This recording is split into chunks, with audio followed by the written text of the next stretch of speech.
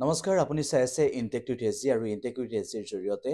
NPS কৰ্মচাৰীসকলৰ যিখিনি দাবী কৰ্মবিৰতিৰ জৰিয়তে সমাধান কৰিবলৈ চেষ্টা কৰিছে বা কৰ্মবিৰতি পালন কৰাৰ পৰৱৰ্তী সময়ত আগন্তুক সময়ত কি কাৰ্যসূচী গ্ৰহণ কৰিব আৰু সেই কাৰ্যসূচীসমূহ কেনেকুৱা হ'ব কৰ্মবিৰতিৰ দিনটোত ৰাজ্য চৰকাৰলৈ কি বিষয় অৱগত কৰালে সেই কথাখিনি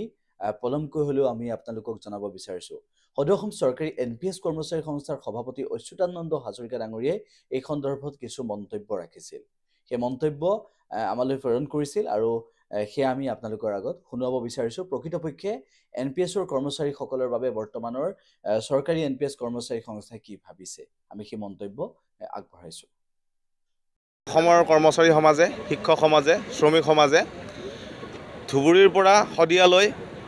গণ আলোড়ন কাৰ্যসূচী আৰম্ভ কৰিছে উদ্দেশ্য এটাই হেতু হৈছে পুৰণা পেঞ্চন ব্যৱস্থা ৰাজ্যত বলবৎ কৰিব লাগে ইতিমধ্যে আপোনালোকে দেখিছে যে দেশৰ বিভিন্ন ৰাজ্যই নতুন এনপিএছ বাতিল কৰি পুৰণা ব্যৱস্থা পুনৰ গ্ৰহণ কৰিছে কাৰণ এই কাৰণে তেওঁলোকে বিশ্বাস কৰিছে সকলোৱে প্ৰমাণিত হৈছে যে এনপিএছ ব্যৱস্থাটো ঘোৰতৰ বেয়া বস্তু কৰ্মচাৰীসকলৰ বাবে সমাজ ব্যৱস্থাৰ বাবে দেশৰ বাবে ৰাজ্যৰ বাবে কোনো কালে ভাল নহয় আৰু এই ব্যৱস্থাটো বন্ধ কৰি ইউপিএছ প্ৰৱৰ্তনৰ যোগেদি কৰ্মচাৰী সমাজ ৰাজ্য দেশ সকলোকে যাতে ৰক্ষা কৰে এই ব্যৱস্থাৰ কাৰণে আমি পণ লৈছোঁ আৰু এই অহা 31 জানুৱাৰীলৈকে এই কাৰ্যসূচী চলিব এই কাৰ্যসূচীৰ যোগেদি আমি অসমৰ জনগণৰ ওচৰলৈকে আমি এই বিষয়বস্তুটো লৈ গৈছোঁ ইতিমধ্যে আমাৰ কৰ্মচাৰীসকল যিটো আছে প্ৰত্যেকজনে এই মুহূৰ্তত সক্ৰিয় তাক কোনো আমি নাই কিন্তু তথাপি আমাৰ এই বিষয়বস্তু যেহেতু সামাজিক এটা স্খলন হৈ আছে এনপিএছ গতিকে এই সামাজিক স্খলনৰ যিটো বাৰ্নিং কুৱেশ্যন জ্বলন্ত সমস্যা সমাধানৰ কাৰণে আমি ৰাজ্যলৈকে লৈ যাব বিচাৰিছোঁ অহা 2024 পাৰ্লিয়ামেণ্ট ইলেকশ্যনৰ আগতে যাতে প্ৰশাসন ব্যৱস্থা ৰাজনৈতিক মহল চৰকাৰে আচল মানে প্ৰকৃততে তেওঁলোকে উপলব্ধি কৰে সমস্যাটো আৰু তেওঁলোকে নিবাৰণৰ কাৰণে যাতে ব্যৱস্থা গ্ৰহণ কৰে এটোৰ কাৰণে আমি জোৰ এক আন্দোলন গ্ৰহণ কৰিছোঁ আজি আমি প্ৰত্যেক জিলা সদৰত আমি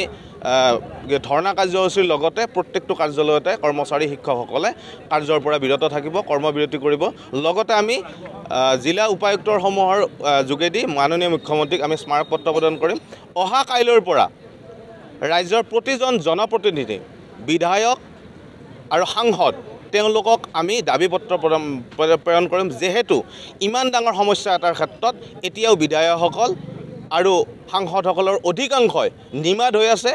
তেওঁলোকক আমি সকীয়াই দিব খুজিছোঁ যে অনাগত ইলেকশ্যনৰ সময়ত ৰাজনৈতিক ক্ষেত্ৰত আমাৰ এই 40 লাখ 45 লাখ ভোটক আপোনালোকে গুৰুত্ব দিয়া উচিত অন্যথা আমি ইউপিএছৰ পক্ষতে ভোট দিম আৰু যদিহে ইয়াৰ পিছতো কোনো ব্যক্তিয়ে এনপিএছৰ হৈ ওকালতি কৰিব আহে নহয় তেওঁলোকক সামাজিকভাৱে বৰ্জনৰ দৰে আমি সিদ্ধান্ত গ্ৰহণ কৰিম অহা 31 তাৰিখৰ ভিতৰত আমি আশা কৰিছোঁ অসম চৰকাৰে এটা গুৰুত্বপূৰ্ণ সিদ্ধান্ত গ্ৰহণ কৰিব যদিহে নকৰে আগন্তুক সময়ত আমি নিৰ্বাচন বৰ্জন পৰ্যন্ত আমি কাৰ্যসূচী হয়তো গ্ৰহণ কৰিম কাৰণ এই কাৰণে যে অৱসৰী জীৱনৰ সুৰক্ষাৰ কাৰণে গণতান্ত্ৰিকভাৱে কৰিব পৰা সকলো ব্যৱস্থা আমি কৰিম সকলো প্ৰতিবাদৰ ধাৰা আমি অক্ষুণ্ণ ৰাখিম আমি এটাই নাচুৰবান্দা যে আমাক ইউপিএছ লাগিবই তাৰ কোনো ধৰণৰ গত্যন্তৰ নাই